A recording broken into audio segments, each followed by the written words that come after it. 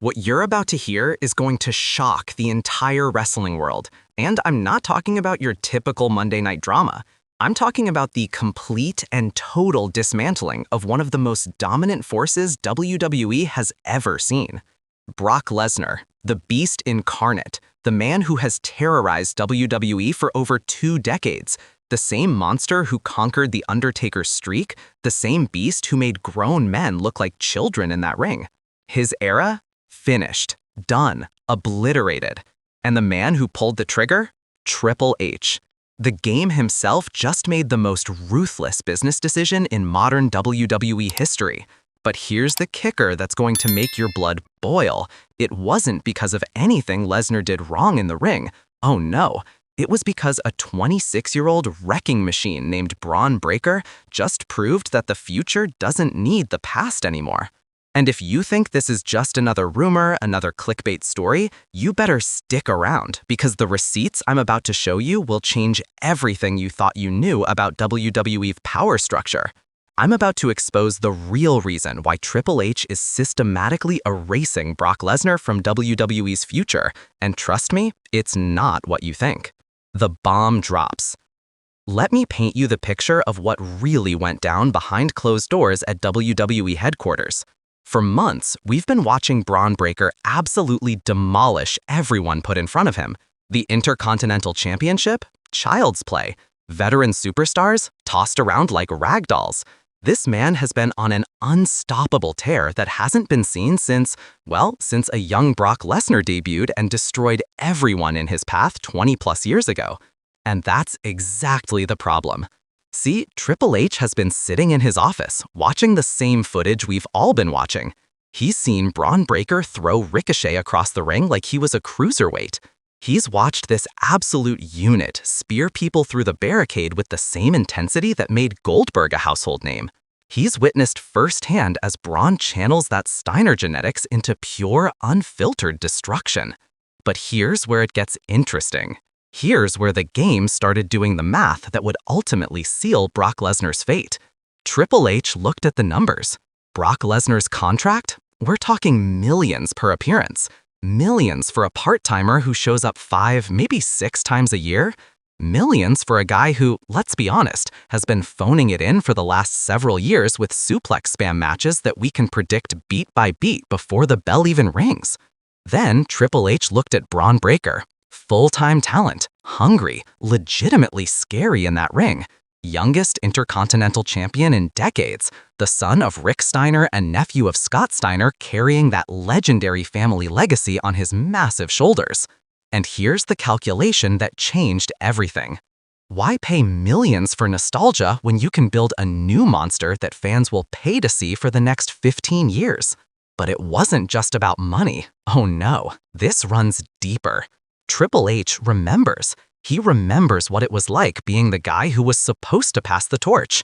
He remembers being told to put people over, to build the next generation, to make new stars instead of recycling the old ones. And now, as the man running WWE's creative direction, he's made a promise to himself. This company will never again be held hostage by part-timers who treat WWE like a side gig between their hunting trips and UFC commentary. The writing was on the wall, and Brock Lesnar, he either couldn't read it or refused to. The Bron Breakker factor. Now, let's talk about the real story here, the man who ignited this entire situation. Bron Breakker is not just another wrestler. This man is what happens when you take perfect genetics, add legitimate athletic ability, mix in an old-school work ethic, and light it on fire with pure intensity. Every single time Braun steps through those ropes, something special happens. You can feel it. The energy changes. The crowd leans forward in their seats because they know they're about to witness something violent. Watch his matches back. Study them. This isn't a guy doing choreographed sequences and waiting for his cue. This is a man who attacks wrestling like it personally insulted his family. Every spear looks like it could end a career. Every power slam looks like it could crack the canvas. Every clothesline looks like it could decapitate someone. And Triple H has been watching, studying, because the game recognizes game. He sees in Braun what Vince McMahon saw in Brock 20 years ago, a once-in-a-generation freak of nature who can legitimately intimidate people just by walking into a room.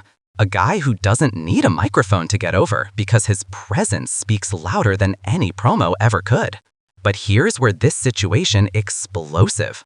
Braun isn't just good, he's better than Brock was at the same stage of his career. I said what I said, and before you start typing angry comments, hear me out. At 26 years old, Brock Lesnar was impressive, absolutely, but he was still green, still learning, still being protected by WWE's creative team with short, high-impact matches that hid his weaknesses. Braun Breaker at 26, he's main roster ready. He's carrying the Intercontinental Championship with pride. He's having 20-minute matches and making them look easy. He's cutting promos that might not be Shakespeare, but have conviction behind them. He's complete in a way that young Brock never was. And that's where Triple H made his decision. Why wait for Brock Lesnar to have one more run when Bron Breakker is right here, right now, ready to be the monster that WWE builds their future around?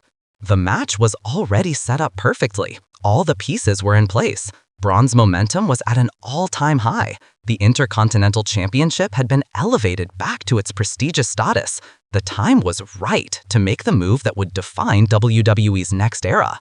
But then something happened that changed everything. The backstage explosion. Here's what your favorite wrestling news sites aren't telling you. Here's the real story that's been buried under corporate PR and carefully worded statements. There was a meeting, not just any meeting, the meeting.